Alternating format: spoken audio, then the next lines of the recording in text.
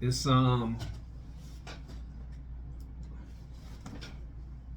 40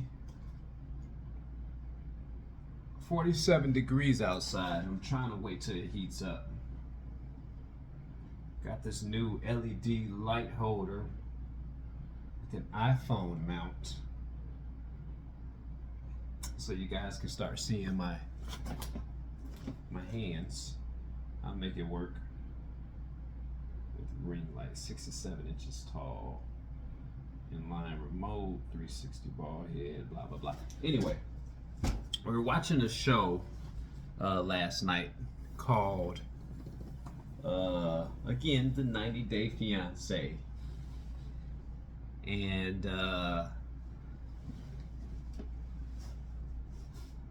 there was a couple on there, and the guy was explaining that he was fed up with his previous, or his fiance's, temper. They both were going through problems, and he just called off the wedding. He just called off the wedding. He just called off the wedding.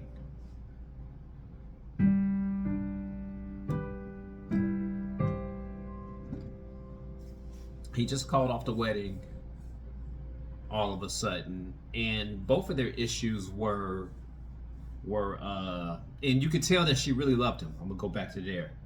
You could tell, even though she had a new boyfriend, and she said that his pencil wasn't sharp, blah blah blah. I was like, there was something about him that she really enjoyed, no matter how he looked, and you could tell that was evident.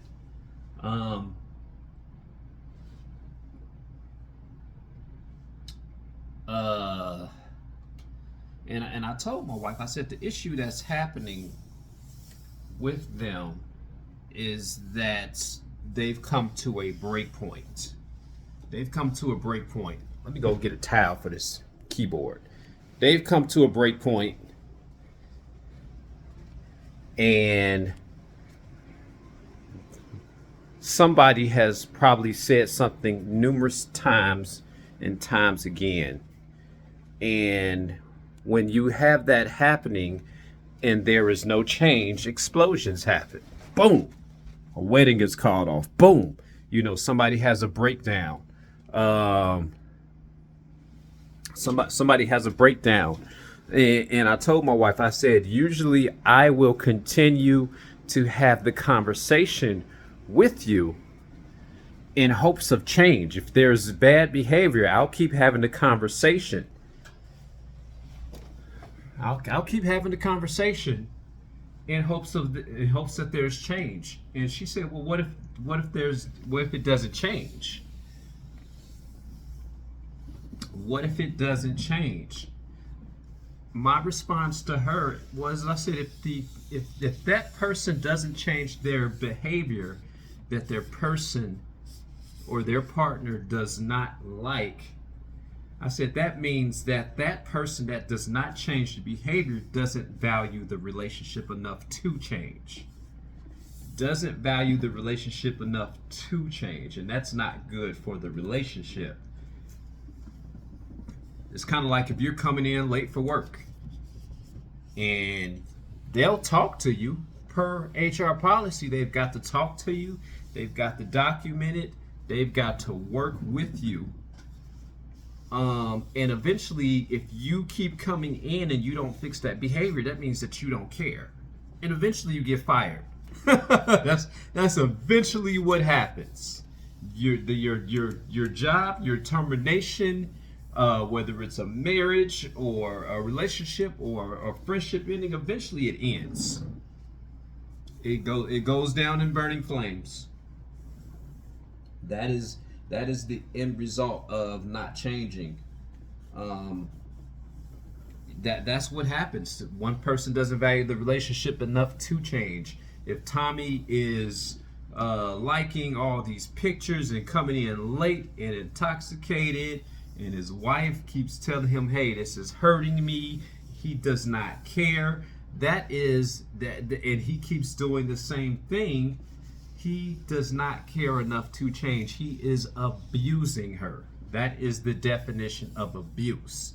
On the flip side, if a woman is, and the only way I can equate it to money burning through finances is that's the only thing that men really complain about. Hey, watch the spending. We need to save. Blah blah blah. If that does not change, that is abuse to the relationship. You are abusing your partner. You're taking them for granted. And a dog is only going to get hit so many times, because dogs will keep coming back, loving you. Eventually, if you keep doing that to that dog's going to bite back. He's going to bite back. So behavior that does not change in a relationship never ends well. It never ends well. And if the person that is causing the offense doesn't change, my question is, why would you want to live like that? Why would you want to live with, okay, I got to listen to these conversations? Even if you happen to tune the person out, why would you still want to go through that? My thing is, I try to do everything A, B, C, and D with my clients so I don't have to get a phone call other than how you doing, everything's going great, the check's in the mail. I don't want calls, I don't want complaints, because I don't want to operate like that. I don't want to live like that. I want to have pretty much trust, pretty much carefree. Why would anybody want to be in a relationship like that? Where one partner is constantly stressing issues and the other partner is, okay, yeah, and there's no change. Something is going to happen. And I'm going to leave this in the next video. Something is going to happen if that relationship continues to go down that road. And it's probably one of the worst things that can happen. One of the worst things that can happen. And it's not physical. It's not physical. It's one of the worst things that can happen because it happened in a previous relationship of mine. And I'll title that, I want that guy back. I want that guy back. We're going to talk about what happens when you keep misusing your partner, and if that partner continues to stay in a relationship, we're going to talk about what happens to that individual that is being misused and taken for granted. And I'll give an example on both ends. I'll give an example on the male spectrum. If a female is being cheated on, he got eyes for other women, blah blah. She constantly catches them, blah blah blah. We'll give an example of what that new woman turns into that stays in that relationship, and it's not good. It's not good. If partners are not willing to change in a relationship, you might as well call it quits right then and there. You might as well be like, hey, I understand that there was death do us part, and we wrote these beautiful things, and I'm not going to change. I quit. I'm quitting here's my resignation papers. Man, hey, I'm gonna keep going out and getting the honeys, blah blah blah, and doing this. I don't care. I'm not gonna change. I'm gonna keep liking all these Instagram models and talking to them. Here's my termination papers. Terminate right then and there before you go any further, because at least you can leave with some type of dignity. Hey, this is not for me.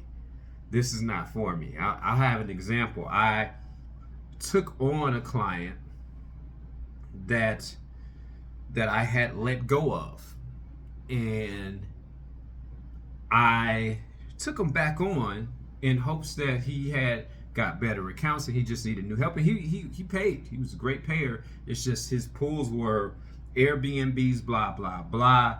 When I retook him back on, I looked around at what I had to rebuild, and it was hot. It was the summertime.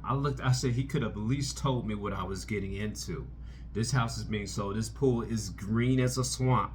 This pool does not have any chemicals. I could imagine what the other pools look like.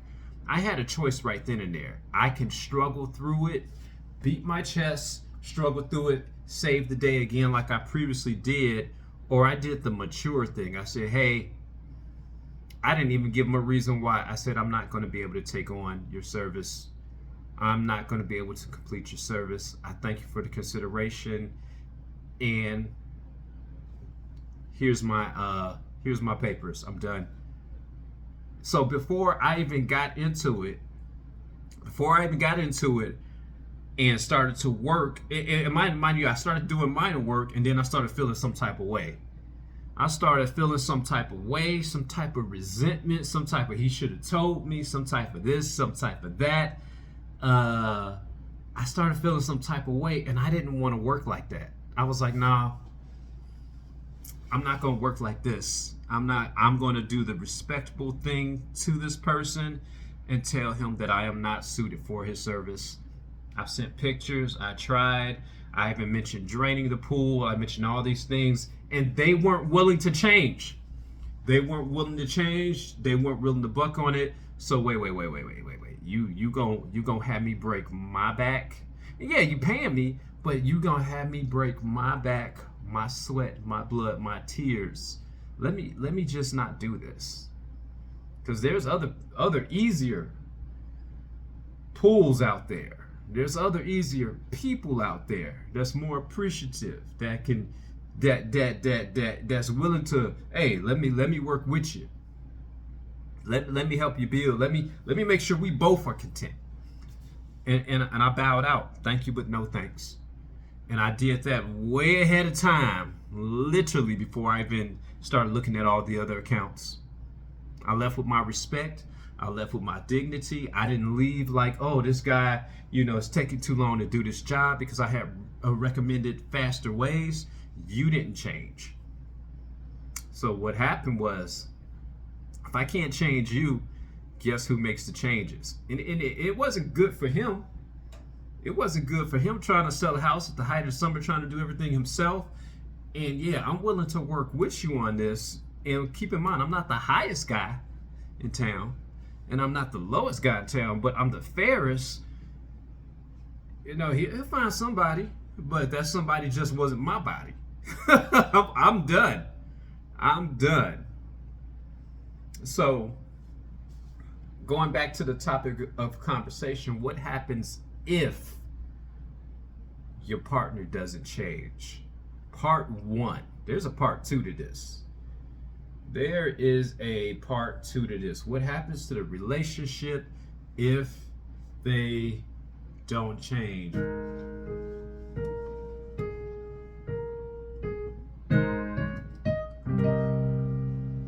Let me know what you guys think in the comment section.